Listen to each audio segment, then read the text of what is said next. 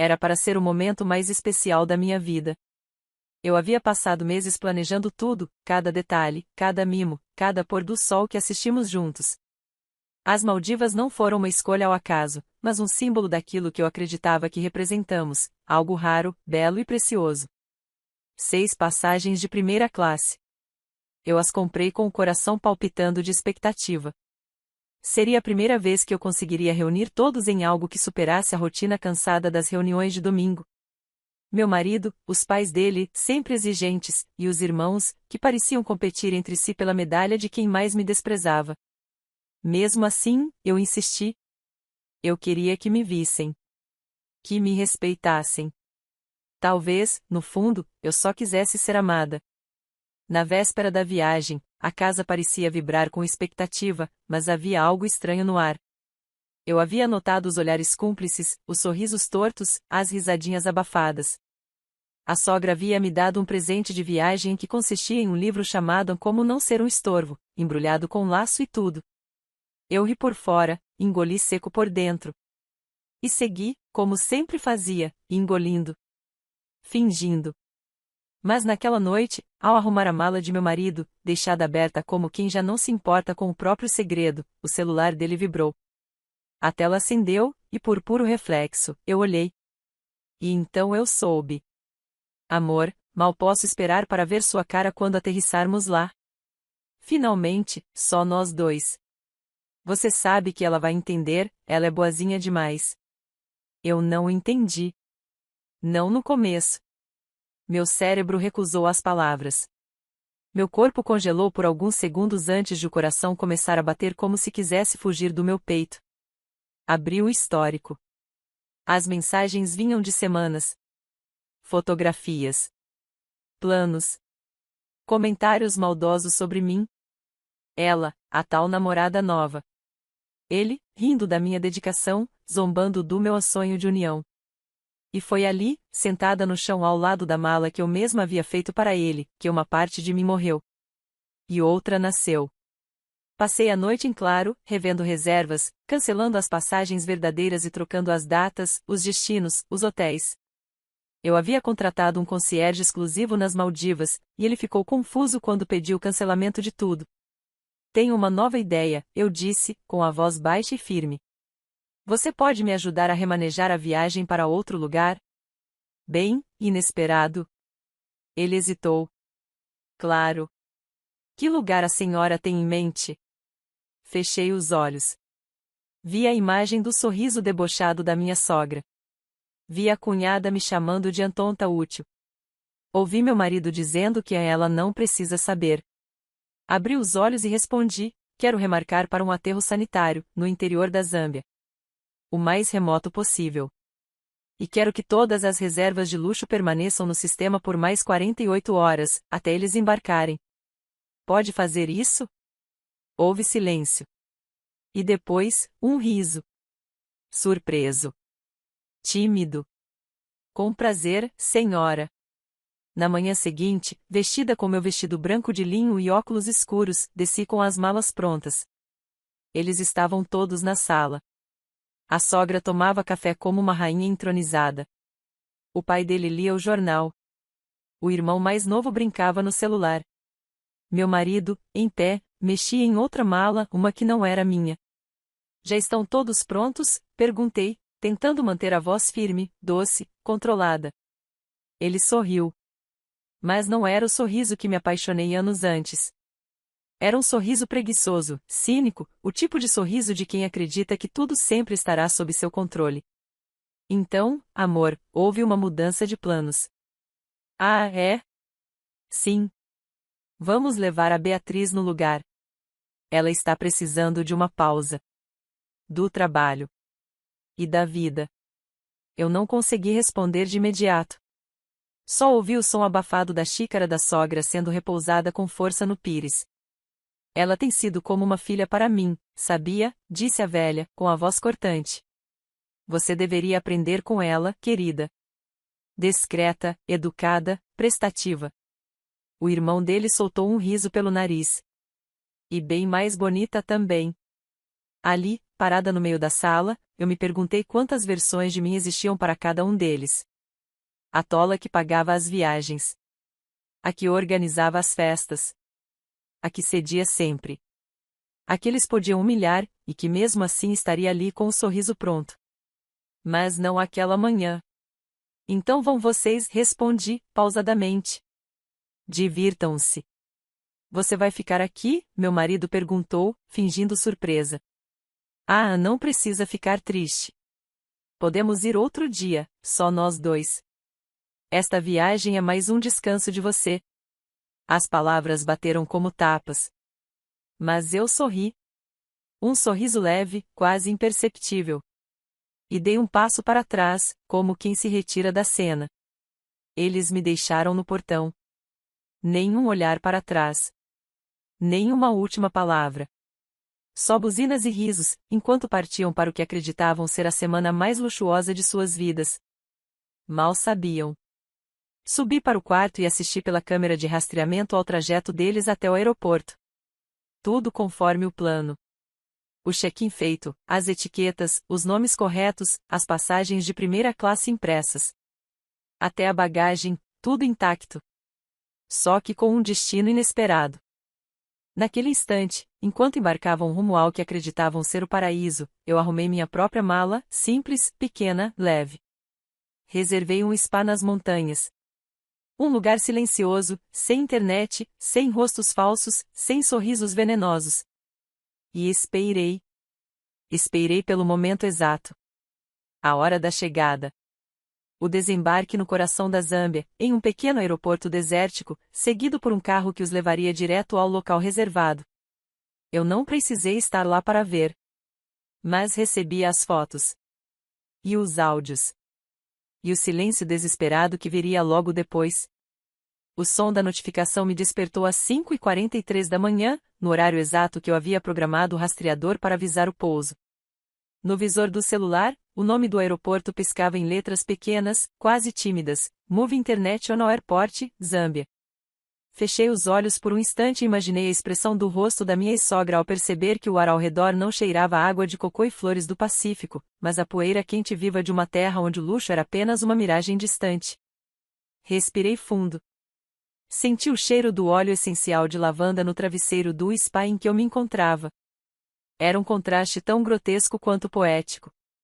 A primeira mensagem veio meia hora depois, escrita às pressas, com palavras truncadas. Você mandou a gente pro lugar errado. Onde estamos? Não tem hotel nenhum aqui, Camila. A voz mental que usei para ler a mensagem foi a do meu marido, mas mais aguda, desesperada. Sorri. Sorri como alguém que sorve um café forte depois de dias sem dormir. A resposta? Nenhuma. Silêncio. Que experimentassem o vazio que tantas vezes me ofereceram. A segunda mensagem foi de Beatriz, amante. O nome dela apareceu na tela como Ambea, Yoga. Tão irônico. Ela não tinha nem flexibilidade moral. O motorista falou que é para um tal de Ecobio Reciclagem e Compostagem, unidade 6. O que está acontecendo, Camila? Ah, Beatriz. A primeira classe te confundiu com alguém importante. Que erro seu. Eu me espreguicei, saí da cama e caminhei até a sacada. A vista era de tirar o fôlego. As montanhas pareciam suspirar, cobertas pela névoa que se desfazia lentamente com o nascer do sol. Era como se o universo, de alguma forma, estivesse conspirando em meu favor. Pela primeira vez em muito tempo, eu não sentia culpa. Eu sentia liberdade. Do outro lado do mundo, eles sentiam náusea. A terceira notificação veio com uma imagem. Era da sogra, segurando uma bolsa Louis Vuitton contra o rosto, tentando se proteger da poeira levantada por um caminhão de lixo que passava. A legenda dizia apenas: Isso é um absurdo. Eu quis enquadrar. Sim, eu os mandei para um aterro sanitário. Mas não qualquer aterro. A Unidade 6 era uma instalação experimental de compostagem comunitária, gerida por voluntários locais e usada, ocasionalmente, para visitas educacionais de universidades e ONGs. Era funcional, fedido, remoto e, sobretudo, não tinha rede de celular ou Wi-Fi. As únicas conexões possíveis lá eram com o solo, o suor e o arrependimento. Mas, naquele momento, eles ainda estavam no trajeto. O motorista, pago com antecedência, estava instruído a seguir todas as rotas até o destino, ignorando quaisquer protestos. Ele não falava inglês. Ou melhor, fingiria não falar, até deixá-los na entrada da estação e desaparecer como mágica. Paguei um extra por isso. Porque vingança também pode ser uma arte. A quarta mensagem veio com tom de comando. Você tem 5 minutos para resolver isso, Camila, ou eu juro que... Ele não terminou a frase. Talvez porque, no momento seguinte, a rede tenha sumido completamente. Depois daquele último ponto, vieram 21 horas de silêncio absoluto. E eu aproveitei cada segundo. No spa, tomei o melhor café da manhã da minha vida, frutas frescas, ovos cremosos com ervas colhidas ali mesmo, suco natural e um cappuccino com espuma espessa, como um abraço em forma de bebida. Abri um livro. Li 2 páginas. E, pela primeira vez em anos, senti que eu existia para além das exigências, dos cronogramas, das expectativas dos outros. Eles sempre disseram que eu era exagerada, que eu dramatizava. Que me faltava senso de humor. Bem, ali estavam eles. Num dos lugares mais inóspitos do planeta. Com suas malas de marca e seus perfumes caros, tentando descobrir por que raios o cheiro ao redor era de esterco em decomposição. Chamei a terapeuta do spa e agendei uma massagem. Eu me recusei a olhar o celular por mais de 12 horas. E, quando finalmente o fiz, a tela estava tomada por mensagens. Centenas. Comecei a ler lentamente, com o cuidado de quem saboreia um prato requintado. O motorista nos deixou aqui. Não tem hotel nenhum. Você enlouqueceu? Isso é um crime. Temos direitos. Você vai pagar por isso. Cadê o resort? Você é doente? A Beatriz vomitou no carro, Camila. Ela tem labirintite. A sua sogra foi picada por um inseto. Temos fotos. Vamos te processar. Sorri. Não um sorriso cruel. Mas um sorriso cansado, libertador. Aqueles gritos de desespero digitados com dedos nervosos eram como música para mim. Pela primeira vez, eles não estavam no controle. Pela primeira vez, era minha história sendo escrita. E eu não queria que tivesse final feliz para eles. Era engraçado. Ao longo dos anos, fui a filha que cedia, a nora que agradava, a esposa que aceitava calada os comentários maldosos, as piadas, os silêncios e os olhares carregados de desdém. Tornei-me aquela que comprava passagens, que organizava jantares, que lembrava aniversários que nem eram lembrados de volta. Tudo por pertencimento. Mas, naquele dia, eu percebi que o que eles mais odiavam em mim era o que mais temiam, minha capacidade de permanecer. E agora, de partir. À noite, no quarto iluminado apenas pelas velas do spa, com uma taça de vinho tinto ao lado e uma playlist de piano suave ao fundo, respondi apenas uma mensagem. A do meu marido. Camila, por favor, seja racional. Nos diga onde estamos de verdade. Já passou da graça. Isso não se faz com a própria família. Parei por um instante, olhando aquelas palavras. Isso não se faz com a própria família. Eu quase ri. Escrevi. Vocês não sabiam onde estavam quando decidiram me trair. Agora sabem onde estou, em paz. E vocês? No meio do lixo. Que ironia, finalmente no lugar certo. Enviei. E desliguei o celular. Era hora de dormir. Na manhã seguinte, acordei com a luz suave atravessando as cortinas de linho, aquecendo meu rosto como um afago. O silêncio do quarto me envolvia, interrompido apenas pelo som distante da água corrente do rio que cruzava a montanha logo abaixo do spa. Era como se o mundo tivesse sido redesenhado, e finalmente eu vivesse numa versão dele onde não precisava me explicar, me esconder ou me encolher para caber nas expectativas de ninguém. Ainda havia mensagens no celular, é claro que havia, mas eu não as li de imediato. A paz era uma brisa rara, e eu aprenderá que ela não se deve interromper. Fiz questão de me demorar no banho, passei o sabonete de lavanda pelo corpo como se estivesse lavando não apenas a pele, mas as memórias que grudaram nela como piche durante todos aqueles anos. cada piada velada, cada insinuação maldosa.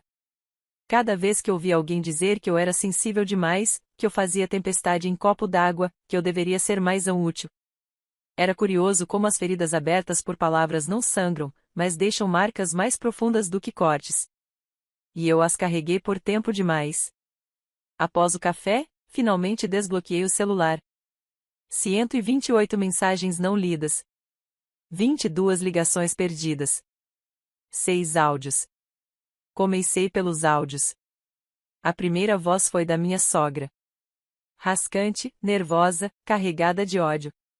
Você nos mandou para um lixão, Camila. Um lixão. Isso é coisa de gente doente. Doente. Eu sou hipertensa, sabia? Eu quase desmaiei no calor. Isso é crime, você vai pagar por isso. Quase consegui visualizar a espuma no canto da boca dela. Quase. O segundo foi do irmão do meu ex-marido. O valentão que sempre fez questão de me lembrar que eu era apenas uma mulher de classe média tentando brincar de elite. Você vai ver. Eu tenho contatos. Isso não vai ficar assim. Não mesmo. Você é louca, completamente louca. A Beatriz chorou a noite inteira. E a gente tá dormindo numa barraca. Você ouviu isso? Numa barraca. Respirei fundo. O terceiro áudio era do meu marido. Sua voz estava diferente. Menos arrogante. Mais implorante. Camila, por favor. A gente entendeu. Você tá magoada. Mas isso é desumano. Eu sei que errei. Só me diz o que fazer para consertar, tá? Fala comigo, amor. Não sei o que me surpreendeu mais, o uso da palavra amor ou a audácia de tentar inverter os papéis como se eu fosse a causadora do mal. Como se o crime fosse eu ter respondido, e não eles terem traído. O velho truque do algoz que, ao ser ferido, clama por justiça. Deixei os outros 3 áudios intocados. Não importava mais. Eles estavam no coração de uma realidade que nunca imaginaram. Rodeados por lixo, poeira, cheiro de podridão e, principalmente, pela ausência de alguém para resolver tudo por eles. Era o que sempre fizeram. Criaram o caos e esperavam que eu costurasse a paz. Mas agora eu era silêncio. Decidi sair do spa e caminhar até o vilarejo mais próximo. As ruas de terra batida levavam a um mercado pequeno, com tendas coloridas e o riso leve das mulheres locais vendendo frutas. As crianças corriam descalças, felizes com tão pouco. E eu, naquele lugar tão longe do mundo que conhecia, senti pela primeira vez uma forma pura de alegria. Comprei algumas frutas, peguei um chá de gengibre e me sentei em um banquinho de madeira para observar.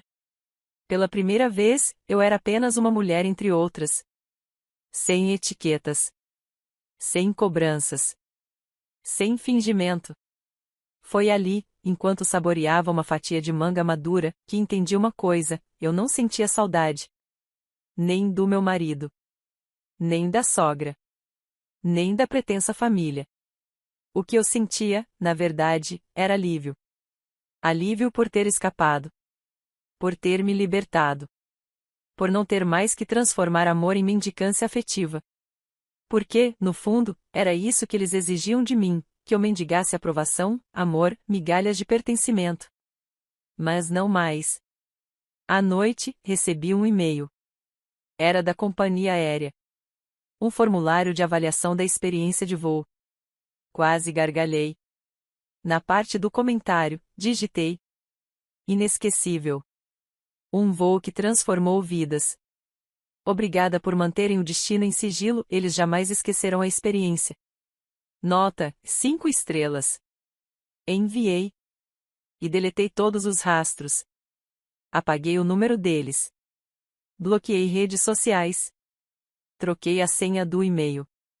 Liguei para minha advogada e dei entrada no pedido de divórcio. Deixei claro, sem acordo. Eu queria tudo documentado, milimetricamente revelado em papel timbrado. Não por vingança, mas por justiça. Porque eu não devia nada àquele homem, e ele sabia disso. E sabia também o que havia perdido.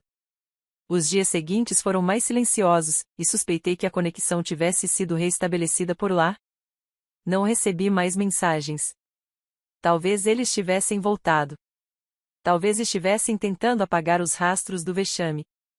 Talvez estivessem, no fundo, se perguntando quem eu era, afinal, pela primeira vez, eu não fui quem eles moldaram. Eu fui eu. E isso foi tudo. 3 dias depois da aterrissagem no aterro, enquanto eu almoçava sob uma pérgola coberta de flores silvestres, minha advogada me enviou a confirmação que eu aguardava: o pedido de divórcio havia sido protocolado. Com ele, anexamos os prints das mensagens trocadas entre meu ex-marido e Beatriz, as fotos do casal no aeroporto, os recibos da viagem, e, claro, os e-mails de reserva com os nomes de todos. A cereja no topo foi a última troca de mensagens entre os dois. Ela não suspeita de nada. Ela é burra demais. Sempre foi. Tá achando que vai ter Maldivas românticas e família unida. Vai ter sim, uma viagem em família, só que sem ela. Li aquilo pela 100ª vez e não doeu mais. Apenas confirmava o que eu já sabia: a traição deles nunca foi um acidente. Foi uma escolha calculada. Fria. Disfarçada em sorrisos e abraços de ocasião. Mas o que eles nunca souberam é que, quando alguém como eu é empurrada para fora de um abismo emocional, não cai, ela voa. No quarto dia, Beatriz finalmente me mandou um e-mail. Não veio com insultos. Nem com desculpas. Era algo pior, um pedido. Camila, sei que você está magoada, e com razão. Mas eu não sou a vilã dessa história. Fui levada pela situação. Ele dizia que vocês já estavam em crise há tempos. Eu não queria que fosse assim, não queria te magoar. Só queria um tempo para respirar. Será que você pode, por favor, nos ajudar a sair daqui? O que me espantou não foi a disfarçatez, mas a certeza com que ela escrevia. Como se eu ainda fosse aquela mulher que acenava com lenços brancos na varanda, pronta para perdoar o imperdoável em nome de manter as aparências. Como se o ânus ajude a ainda me afetasse. Não respondi. Mas abri um novo e-mail e escrevi para o motorista da Zâmbia. Diga a eles que o voo de volta foi cancelado. Eles terão que encontrar outro meio. E que, se perguntarem por mim, diga apenas: ela foi embora. E não deixou saudade. Cliquei em enviar, fechei o notebook e fui caminhar pela trilha de pedras entre as montanhas. A brisa me tocava o rosto como um lembrete constante: eu estava viva, inteira, livre. Pela primeira vez em anos, meus passos não levavam a lugar nenhum e ainda assim, me levavam para mim. Na manhã seguinte, sentei na varanda com um caderno de capa dura e escrevi uma carta. Não a enviaria. Era apenas para mim. Querida Camila. Você não está mais no fundo do poço. Está fora dele. Olhe para trás. Você não é a mulher que eles diziam ser. Você é a mulher que sobreviveu a todos eles sem se perder de si mesma. Eles tentaram apagar seu brilho. Te chamaram de exagerada, sensível, ridícula. Fizeram piada da sua gentileza. Zombaram da sua esperança. Mas agora veja, são eles que estão cercados de lixo. E você, cercada de beleza. A vida é poética, minha querida. E justiça também pode ser elegante. Nunca mais aceite menos do que merece. Nunca mais se curve para ser aceita por quem não merece sequer estar ao seu lado. A dor deles não é sua culpa. A consequência deles não é sua responsabilidade. A liberdade que você sente agora? Guarde-a, proteja-a, cultive-a como um jardim que floresce mesmo depois da tempestade mais brutal. Com amor. A mulher que você sempre foi, mas só agora reconheceu. Dobrei a carta, sem lágrimas. O tempo das lágrimas já tinha passado. Aliás, eu não sabia se ainda restava espaço dentro de mim para chorar por quem nunca chorou por mim. Queimei a carta na lareira. Observei o papel ser consumido pelas chamas com a mesma serenidade de quem observa folhas caindo no outono. Era apenas o ciclo natural de coisas que não me servem mais. Na sexta noite, desci até o salão principal do spa para uma apresentação cultural local. Havia tambores, danças e vozes fortes que ecoavam pelo vale como se fossem feitas do próprio espírito da terra. As mulheres dançavam com uma força que misturava graça e coragem, como se cada batida do tambor fosse também uma batida de seus corações resistentes. Fiquei ali, sentada no chão de madeira, observando. Senti uma lágrima solitária descer pelo meu rosto, não de dor, mas de reconhecimento. Pela primeira vez em muito tempo, me vi em outras mulheres. Mulheres que também seguram o mundo nas costas e ainda assim sorriem. Mulheres que não pedem desculpas por existirem. Naquele instante, eu entendi, minha vingança não era só uma resposta a eles. Era um grito de libertação por todas as vezes em que fui silenciada. Era o meu modo de dizer basta, a não apenas a um casamento falido, mas a toda uma estrutura que me dizia, dia após dia, que meu valor era menor que o conforto alheio. Eles não imaginavam que, ao me deixar no portão do aeroporto como quem deixa um peso para trás, estavam libertando um furacão que aprenderá a sorrir com os olhos abertos. E que esse furacão agora dançava. E cantava. E voava. Na última manhã antes do retorno ao Brasil, deixei uma mensagem para minha advogada. Pedi que, ao entregar os papéis do divórcio, incluísse um envelope lacrado. Dentro dele, apenas uma foto. A foto deles, de costas, no momento exato em que desciam do avião no meio do aterro. O título no verso: Vocês me ensinaram que lixo não é só o que se joga fora, mas também o que se carrega dentro. Desembarquei em São Paulo numa manhã cinzenta, do tipo que costumo detestar. Mas, naquele dia, até o céu nublado parecia gentil. Ao pisar de volta em solo brasileiro, senti o chão firme sob os pés e um peso imenso que já não estava mais em meus ombros. Pela primeira vez, eu voltava para casa sem medo do que encontraria, porque o que me esperava agora era somente minha própria companhia e isso, enfim, era o suficiente. Peguei um táxi, pedi silêncio, e fui para o meu apartamento. O porteiro sorriu com surpresa, mas não comentou nada. Eu estava diferente. E ele viu. Eu sabia. Ao entrar, deixei a mala encostada na parede da sala e caminhei direto até o espelho do corredor. Me encarei com calma. Era estranho. Pela primeira vez, eu me reconhecia. Não era só uma mulher arrumada, era uma mulher viva. Firme. Com olhos que já tinham visto demais, mas ainda assim brilhavam. Na semana seguinte, recebi uma ligação da minha advogada. Curta e objetiva, como sempre. Eles aceitaram o divórcio. Sem contestação. Mas, pediram para te entregar algo. Um envelope. Um envelope? Sim. Estão tentando parecer civilizados agora. Você quer que eu jogue fora? Pensei por um instante. Sorri. Não. Envie para mim. Vai ser bom encerrar tudo de vez. 2 dias depois, recebi o envelope. Estava com o nome da família dele rabiscado no canto, como se não tivessem decidido quem exatamente deveria assinar aquela patética tentativa de redenção. Abri com cuidado, como quem manuseia veneno. Havia uma carta. Escrita à mão. Papel de alta gramatura, como se a beleza do papel pudesse compensar a podridão das palavras. Camila. Não sabemos o que passou pela sua cabeça para fazer o que fez. Você nos envergonhou. Você destruiu nossa viagem. Você riu enquanto nós sofremos. Isso não é normal. Isso não é amor. Você foi cruel. Uma mulher vingativa e sem empatia. Esperamos que tenha conseguido o que queria. Mas saiba que, no fim, só provou que tudo o que sempre pensamos sobre você era verdade. Dobrei a carta com calma. Coloquei-a no triturador. Fim. Era o tipo de narrativa que sempre usaram, a de transformar as próprias vítimas em algozes, e pintar os algozes de vítimas. Só que, desta vez, a tinta não pegava mais em mim. Eu era feita de outro material agora. Nos meses seguintes, reformulei minha vida com a mesma dedicação que um artista aplica ao restaurar uma pintura antiga. Fui ao cartório e troquei meu nome de casada.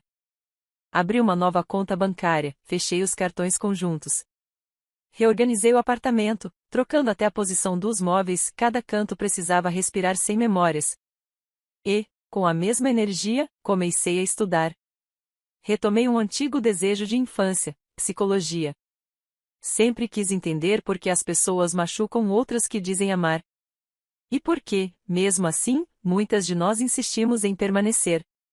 As aulas foram como pequenas luzes acesas uma alma no escuro. Aos poucos, fui conectando pontas, entendendo padrões. Meu silêncio não tinha sido de fraqueza. Era sobrevivência. Meu sorriso falso não era burrice. Era escudo. E minha vingança, ao contrário do que disseram, não foi desumana. Foi justiça. Justiça por cada madrugada em que chorei sozinha, tentando entender o que fazia de errado. Por cada almoço em família onde fui tratada como empregada, e ainda agradecia. Por cada vez que comprei presentes e ouvia não precisava ter exagerado, com o desprezo de quem se julga acima do afeto alheio. Meses depois, recebi a notícia de que Beatriz e ele haviam terminado. Sem escândalo, sem alarde. Apenas sumiram um da vida do outro. Uma amiga em comum, daquelas que vivem para repassar informações que ninguém pediu, me contou que ele tentou reatar comigo. Mandou flores no meu antigo trabalho. Escreveu bilhetes. Não respondi. Não porque ainda doesse. Mas porque não fazia mais sentido. A dor se foi. E com ela, o nome dele também. No fim daquele mesmo ano, viajei sozinha. Escolhi um destino simples. Paraty. Cidade histórica, de ruas de pedra e mar calmo. Andei descalça, comi pastel na feira, sentei na areia para ver o pôr do sol. Sem maquiagem. Sem salto. Sem precisar sorrir para agradar ninguém. Ali, com os pés enterrados na areia e o céu tingido de dourado, entendi algo fundamental. A minha vingança verdadeira nunca foi o aterro sanitário. Nem os dias em que os deixei à própria sorte. Isso foi apenas o reflexo. A verdadeira vitória foi ter saído de dentro da lama que me afundavam todos os dias e não ter levado nada deles comigo. Nem a sujeira. Nem a culpa. Nem o medo. Eu me reconstruí com o silêncio que eles tanto desprezavam. Com a paciência que chamavam de fraqueza. Com o amor próprio que eles tentaram arrancar de mim, disfarçando como zelo. Hoje, se alguém me perguntar se me arrependo, responderei com sinceridade, não. Eu dei a eles exatamente o que mereciam. E a mim, o que jamais me permitiram ter, paz.